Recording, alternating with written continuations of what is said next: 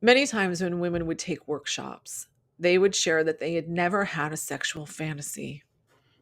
And I think that's true Yeah. because our normal sexual development, right? If we're progressing and our hand has been moved away from our genitals and we haven't connected to the body, how are Mhm. we going to move forward with fantasy and learning about the things that inspire us? Right. Sexual repression happens not only in the body, but also in the mind, right? Because repressing sexual thoughts helps to repress your body. If you're not thinking about sex, then you're not going to have sex.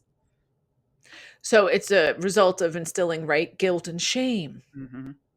because I had a dirty thought. In fact, I think there's a scripture verse, I remember this as a child, where it said anything that you thought would be yelled from the rooftops when Jesus came back. And I remember as a little girl sitting on the edge of my bed praying, saying, please, please, I'm so sorry I had that thought because I would think all kinds of horrible things Hmm.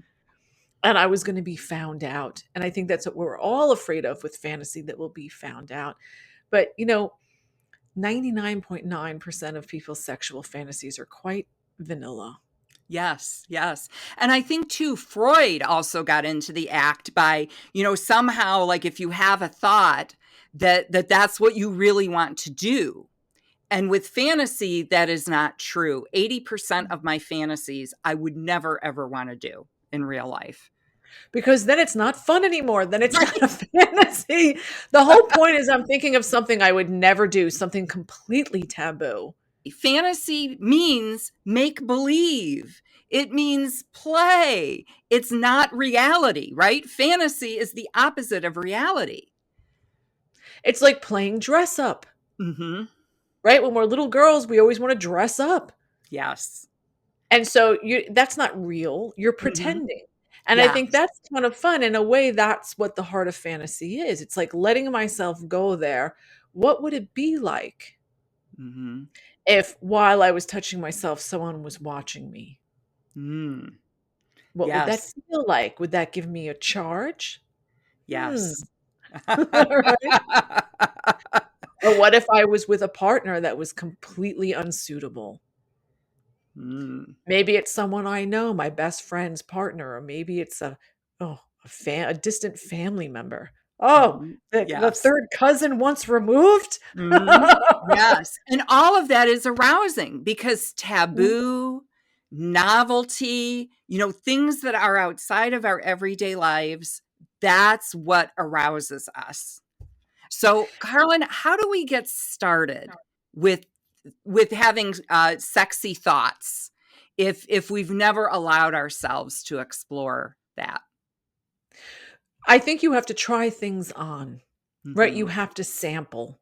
Mhm. And in this module, there are lots of samples of things, audio erotica, written erotica, dip your toe in, think Mhm. about a certain scenario. And that said, it doesn't mean that something that's explicitly sexual will be what turns you on. Mhm. You might find going barefoot in the grass, right? Laying down in the grass with the sun hitting your body, that could be really arousing for you. I had a client I was working with and we were trying to connect to, fantasy. And what she really was aroused by was time lapse footage of flowers opening. Ah, yes.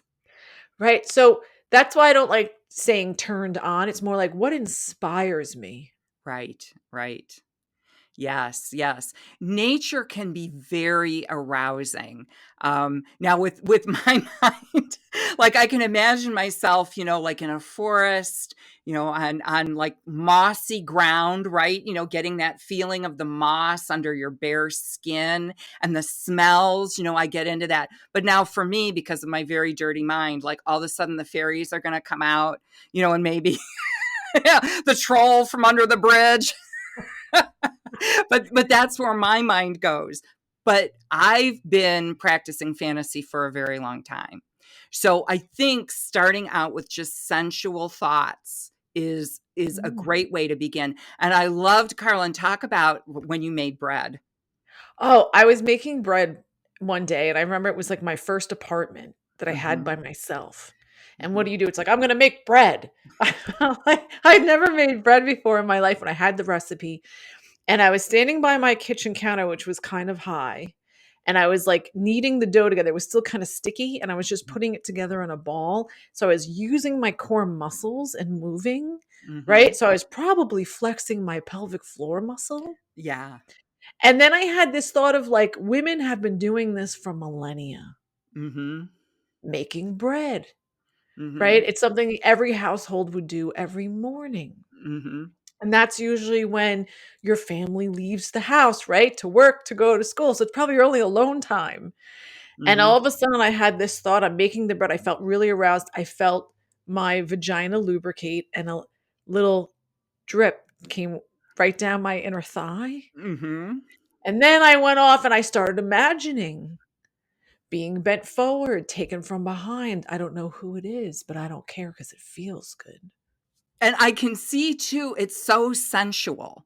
The smell. I've baked bread, so, like, the smell Mhm. of the yeast and the dough, the feeling of the sticky dough on your fingers that, as you knead it more, it kind of gels together, and it's a very soft, pillowy feel, and I think I'll have to do some research on it, but I think that there's, like, a method, some country or some culture, they make bread, but it's, like, in the shape of vulvas.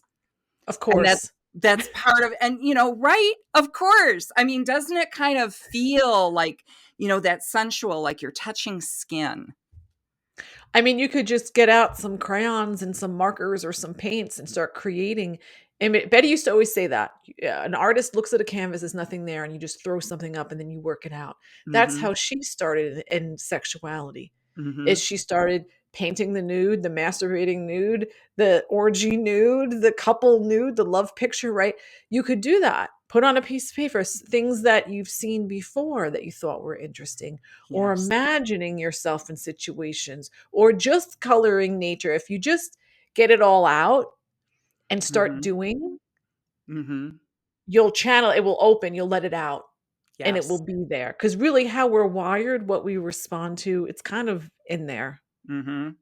It is, it is. We've just repressed it ourselves because we've been told by society it's natural for us to think sexual thoughts. We're wired to do that. Um, so stop judging yourself and just give yourself those kind of experiences and see where it leads. And yeah, see what thoughts come up for you.